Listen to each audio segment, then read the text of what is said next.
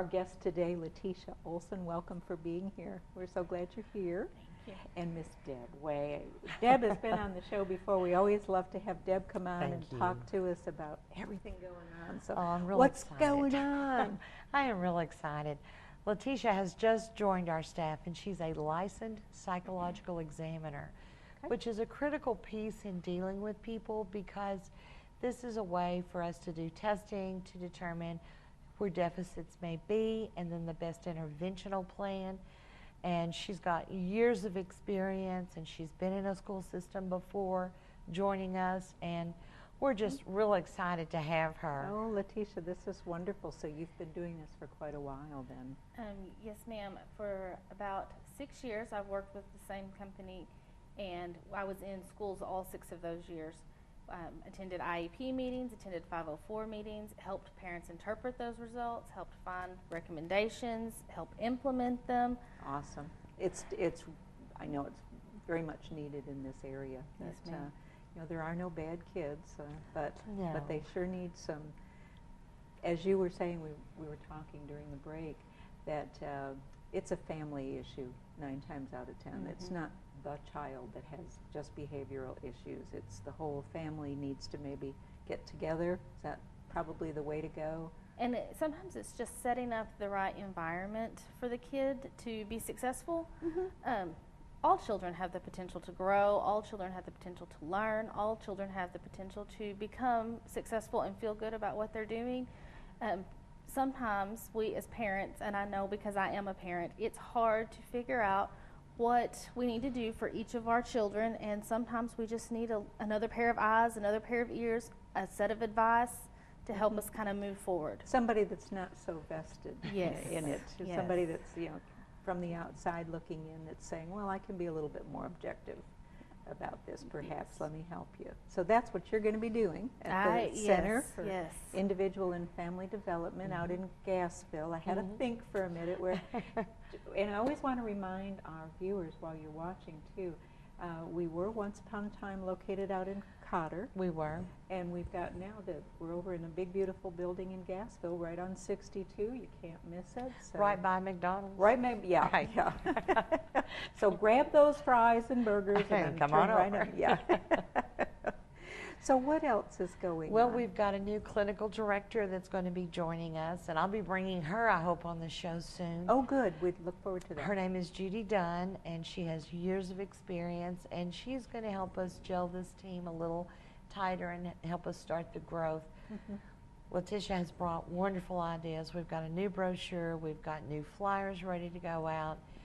We are, you know, looking at our community that we serve, and we are looking at the areas where we feel that we need to provide more.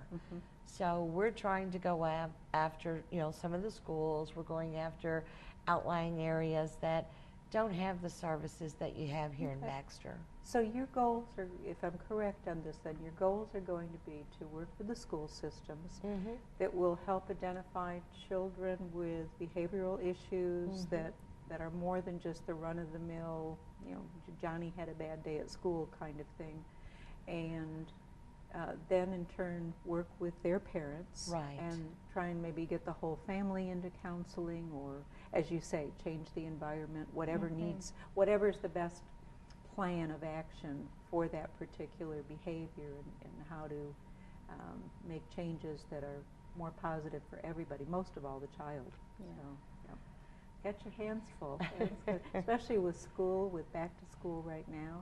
Can you think of any tips to give parents on those children right now that are not necessarily behavioral issues, but really maybe because they're shy, introverted, it's a new school for them, how they can get acclimated to their new setting? What you're talking about there is anxiety. Yep. And we all experience anxiety. Sure. And little kids or even older kids, if we're transitioning from school to school, say a middle school into a junior high, or an elementary school into a middle school, there's going to be some anxieties there. Some of the things that you can do is just start talking about it early. Listen would be a big one. If your kid brings up some fears they have, go ahead and process through those. Talk about what we can do. Even role playing would be a great thing to do with your child at this point. If they have, you know, I hear a lot of kids, oh, when I go to high school, I'm going to get put in a locker. They're going to stick me in a trash can. And, you know, you can actually role play some bullying. Reinforced by their older brother or sister. I'm sure. Yeah. Role play some of that out. Pretend to be a bully. Pretend that you're going to do that, and have that kid go ahead and practice what they're going to say and what they're going to do. And that'll just help a kid feel like they can be successful at this, and they know what to do. They have a plan of action if things aren't going well. And then, you know, listen to your gut. If after a couple of weeks of school things are not settling down, your kid is still having a lot of issues, it may be time to start digging a little further as a parent. And wise words. We've seen, unfortunately, throughout the country, the results of parents, and not to blame the parents exclusively by any means, but or put blame anywhere, but to say somebody missed something someplace.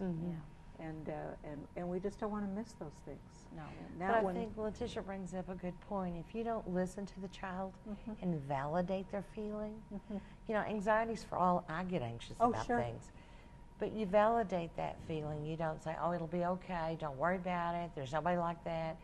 You need to validate it, and you need to keep that communication open. So that's a huge key, isn't it? Yeah. Communication, keeping it open, and trust. Making sure the trust is there. Like you say, don't just dismiss the child that, oh, those fears are silly, or, you know, no. You're older than that, grow out, you know, be man up. So sometimes on the other side of it too, you'll have parents who think, oh, this is horrible, and the kid doesn't want to go to school, and they let the kid start staying home. And let me just say, that is the #1 worst thing you can start doing, because research shows that once a kid starts refusing to go to school, we're dealing with a whole different issue now, and that's a bigger problem to get them to go back, because once they have realized they can stay home and their anxiety goes down, now we've kind of set our brain up into a cycle where I get real nervous, but then I stay home and I feel better, and it's hard to get them back. So we've really got to watch that and intervene early. Sure. Because as you said, Deb, all of us have, you know, I've certainly had panic attacks in my lifetime, anxiety still, you know, that doesn't go away, but you learn how to deal with it. And that's what the key is for these kids, is they need to learn how to cope with these feelings. And you said one of my favorite words. Anybody who's been around me very long knows that I use the term coping skills a lot. And you know, if you're having a lot of anxiety, or your child is having a lot of anxiety, it's because they don't have coping skills that work. And that's something that I'm all about. If this coping skill doesn't work for you, let's find another one. If you're telling your kid to go to their happy place and they can't get there, let's take deep breaths. Let's count. There's a lot of coping skills that we can go through until we find one that works for that particular child, or even for those parents who need some coping skills.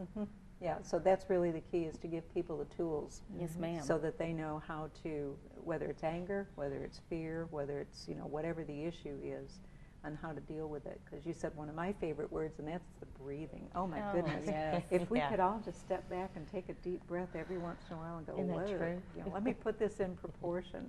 How much do I really need to react to this? Do I need to react at all? You know, so is it monumental, or is it just something that we can let go? So how much staff is over there? Now it's been a while since I've been there. So. And we've had some changes. You know, we had some changes in the school-based program. We have Jan Camp, who's an LPC. We have Donna Scully. Okay, I'm going to ask you the LPC. Licensed professional counselor. Thank you, because we got laymen out there watching us. And then I've got Donna Scully, who is an LCSW, which is a licensed what's the next letter? She's a social worker. Okay, certified social worker. But it's a step above. It's a step above. Can't think of what the actual C stands for. Isn't that a shame to admit? But I use these acronyms all day long. I was gonna say. There you go. Rhonda House is with us. Rhonda's also a licensed social worker. Rhonda does adolescence. She loves that adolescent period in a child's life, which, having raised 3, it's like, Boy, I must have really missed something. Yeah, I was going to say, more power to her. Really.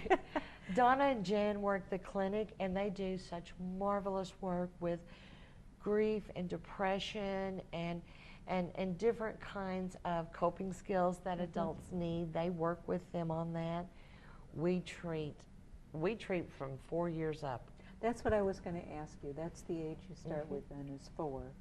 So, I mean, even if a child's in preschool and the teacher starts noticing something or the parents start noticing something, I mean, it probably would be an ideal time to try and change the behavior. And that early intervention, your kid is still learning school behaviors, your kid is still learning social skills. The earlier we can start implementing some interventions and trying to set that kid up to be successful, the better off that kid's going to be.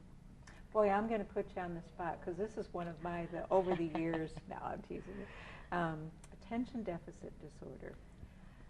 I've looked at this over the years and kind of come up with, are there children that are behavioral issues, or do we have parents that are too lazy to parent? Well, and it's going to be, you're going to be a mixed, it's going to be a mixed bag. Okay, but, good answer. You know, I don't really like that word lazy. I think that maybe they are overwhelmed or don't know what to do. And you know, you can have a kid born who comes high maintenance. That's a term that I like to use. Just wired differently than other kids. Or just maybe has a personality conflict with that parent, or just sees things differently. And we've really got to help these parents learn how to parent each of their different children. Because, you know, I have parents come in sometimes and say, well, I have 3 kids and this one are great and I've got a bad one. And, you know, we've really got to try to change that perception. Sure. This child is different and it maybe needs different types of rewards, different types of praise, different types of consequences than what worked for your other 2 kids. Hold those thoughts. Okay. We need to take a short break. We will be right back after this break. Don't go away.